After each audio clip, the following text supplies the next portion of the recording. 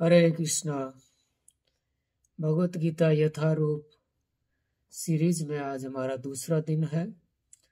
तो आज हम पहले अध्याय का दूसरा श्लोक लेंगे। तो पहले श्लोक में धृतराष्ट्र प्रश्न पूछते हैं संजय से, जो उनके सचिव हैं, कि माम का पांडुवास्य, मेरे पुत्र और पांडु के पुत्रों ने धर्म क्षेत्र में क्या किया।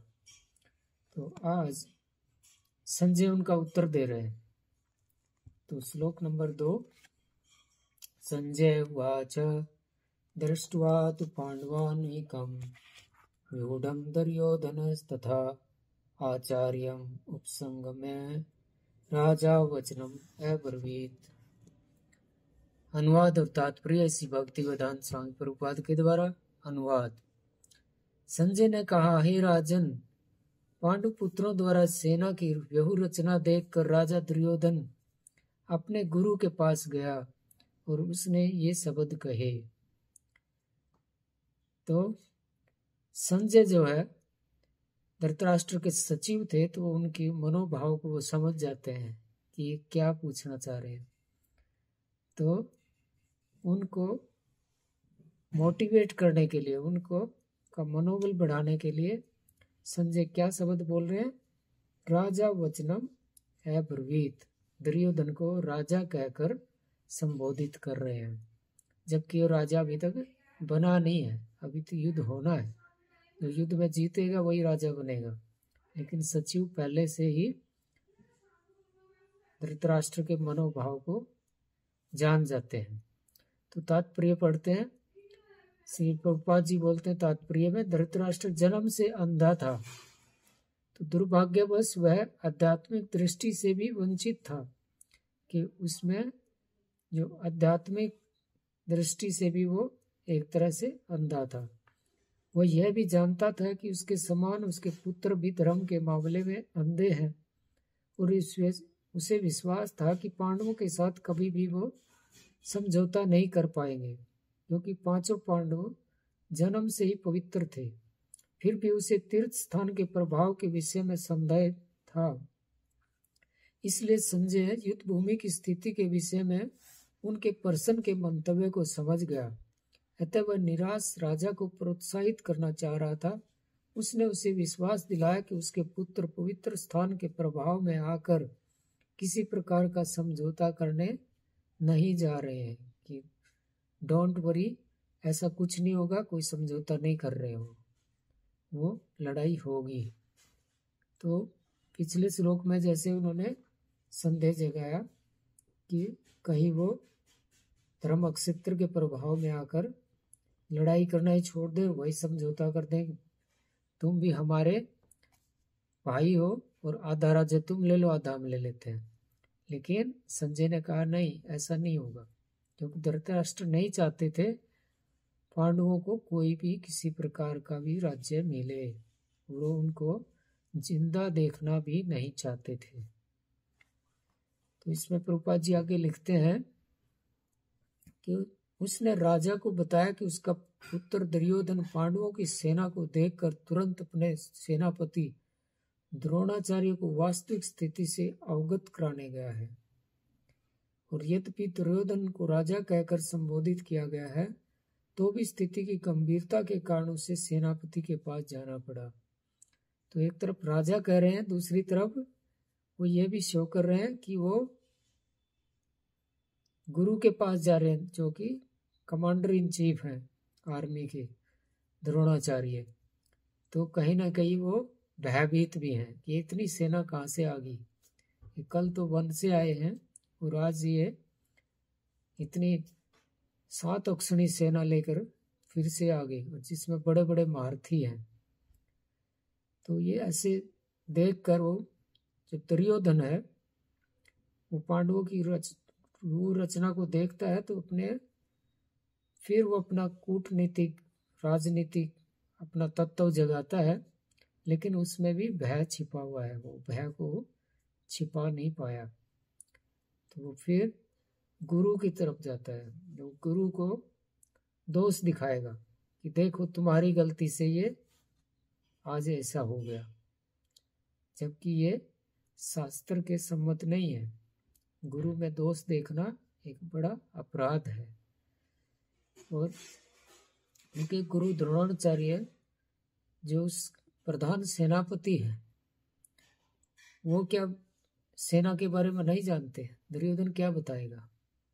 लेकिन ये असुर प्रवृत्ति है कि अपने गुरु को वो कुछ ना कुछ डायरेक्शन देना चाह रहा है, कि उनके वो गलती साबित करना चाह रहा है, उनको नीचा दिखाने की कोशिश कर रहा है। और ये अगले श्लोक में वो बोलता है फिर। और दुर्योधन क्या बोलता है? यहाँ पे है ना, राजा वचनम अब्रवीत। राजा यहाँ पे दुर्योधन को संबोधित किया गया कि अब्रवीत, क्या कहा? तो तीसरे श्लोक में दुर्योधन बोलता है, पश्यताम पांडुपुत्राणाम आचार्य महतिम चमो व्यूढ़ द्रुपद पुत्रेण तव शिष्येन धीमता। ये सारी गलती आपकी हुई है। कैसे? अनुवाद और तात्पर्य इसी भक्तिवेदांत स्वामी प्रभुपाद के द्वारा अनुवाद कि हे आचार्य, कैसे गलती दिखा रहा है कि हे आचार्य, पांडु पुत्रों की विशाल सेना को देखें, कि देखो है आचार्य, पांडवों की विशाल सेना जिसे आपके बुद्धिमान शिष्य द्रुपद के पुत्र ने इतने कौशल से व्यवस्थित किया है। तो द्रुपद का पुत्र है धृष्टद्युम्न, जिसको शिक्षा भी किसने? द्रोणाचार्य ने दी थी। ये आपकी गलती है कि आपने उनको शिक्षा क्यों दी। वो आज हमारे खिलाफ ही और आपके खिलाफ युद्ध करने के लिए खड़ा है। तो ये आचार्य में वो दोष देख रहा है। तो तात्पर्य में उपाची लिखते हैं, परम राजनीतिक दुर्योधन महान ब्राह्मण सेनापति द्रोणाचार्य के दोषों को इंगित करना चाहता था। अर्जुन की पत्नी द्रौपदी के पिता राजा द्रुपद के साथ द्रोणाचार्य का कुछ राजनीतिक झगड़ा था। इस झगड़े के फलस्वरूप द्रुपद ने एक महान यज्ञ संपन्न किया, जिससे उसे एक ऐसा पुत्र प्राप्त होने का वरदान मिला जो द्रोणाचार्य का वध कर सके। और द्रोणाचार्य से भली भांति जानता था, किंतु जब द्रुपद का पुत्र धृष्टद्युम्न युद्ध शिक्षा के लिए उनको सौंपा गया, तो द्रोणाचार्य को उसे अपने सारे सैनिक रहस्य प्रदान करने में कोई झिझक नहीं हुई। अब धृष्टद्युम्न कुरुक्षेत्र की युद्ध भूमि में पांडवों का पक्ष ले रहा था, और उसने द्रोणाचार्य से जो कला सीखी थी, उसी के आधार पर उसने यह व्यूह रचना की थी। तो दुर्योधन ने आज द्रोणाचार्य की इस दुर्बलता को इंगित किया, कि उनके ऊपर उंगली उठाई कि ये आपकी गलती से हुआ है, जिससे वो युद्ध में सजग रहे और समझौता ना करे। तो ये कथा है कि जो द्रोणाचार्य है, उनका कुछ झगड़ा था राजा द्रुपद के साथ। तो राजा द्रुपद ने द्रोणाचार्य से बदला लेने के लिए एक यज्ञ का आयोजन किया था, जिसमें 2 संतानें उत्पन्न हुई थी, पहली द्रौपदी, दूसरा धृष्टद्युम्न। तो धृष्टद्युम्न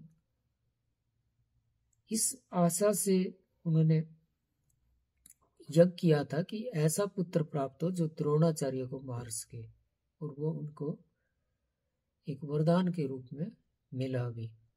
तो धृष्टद्युम्न की जीवन का जो लक्ष्य था, वो द्रोणाचार्य को मारना था। और द्रोणाचार्य ये जानते भी थे, लेकिन एक शुद्ध ब्राह्मण का एक लक्षण है कि वो कभी भी अपने कर्तव्य से विमुख नहीं होता। जब उसके पास धृष्टद्युम्न को शिक्षा के लिए भेजा गया, तो उन्होंने मना नहीं किया, जबकि वो जानता था ये मेरी मृत्यु का कारण बनेगा। तो ये ब्राह्मण का एक धर्म है। कोई जाति का कोई ब्राह्मण नहीं होता, कर्म से ब्राह्मण होता है। कि हम 4थे अध्याय के 13वें श्लोक में पढ़ेंगे, जिसमें भगवान कहते हैं कि मैंने 4 वर्ण बनाए हैं, चतुर्वर्ण मया सृष्टम गुण कर्म विभागस्य, कि मैंने 4 वर्ण बनाए हैं, ब्राह्मण, क्षत्रिय, वैश्य और शूद्र। किसके आधार पर? गुण कर्म विभाग से, गुण और कर्मों के विभाग से। तो गुण और कर्मों से ब्राह्मण बनते हैं, जाति का कोई ब्राह्मण नहीं होता। और ब्राह्मण के मेन 6 कार्य हैं। सबसे पहला पठन पाठन, खुद शास्त्रों का अध्ययन करना और दूसरों को कराना, और यज्ञ करना और यज्ञ कराना, और दान देना और दान लेना। तो ब्राह्मण का काम ये है कि दान ले भी और दान दे भी। अगर कोई ब्राह्मण को आज कोई 2 लाख रुपए दे देता है तो शाम तक उसने उसको बांटना होता है, धर्म के कार्य में लगाना होता है, भगवान के कार्य में लगाना होता है। तो इस तरह से द्रोणाचार्य भी एक ब्राह्मण है और वह क्षत्रिय भी है। तो लेकिन जो कुटिल बुद्धि है दुर्योधन की, वो अपने ही आचार्य पे, ब्राह्मण के ऊपर उंगली उठा रहा है कि ये देखो, ये आपकी गलती है, आपकी दुर्बलता है। तो इस तरह से दुर्योधन अपने राजनीतिक कूटनीति से अपने गुरु द्रोणाचार्य को सतर्क कर रहा है कि देखो, ऐसी कोई उदारता नहीं बरतनी है, युद्ध करना है, अच्छे से करना है, कोई किसी पर दया दिखाने की जरूरत है। और वो चेतावनी देते हैं। तो इस तरह से आज हमने दूसरे और तीसरे श्लोक का अध्ययन किया। अगली सीरीज में हम फिर आगे पढ़ेंगे कि वो कैसे पांडवों की सेना को कैसे गिनाते हैं कि ये देखो कितने सूरवीर आज यहाँ पे आ गए हैं, और फिर वो अपनी सेना के बारे में बताएंगे। हरे कृष्ण। भगवत वाणी भागवत गीता की जय। शील प्रभुपाद।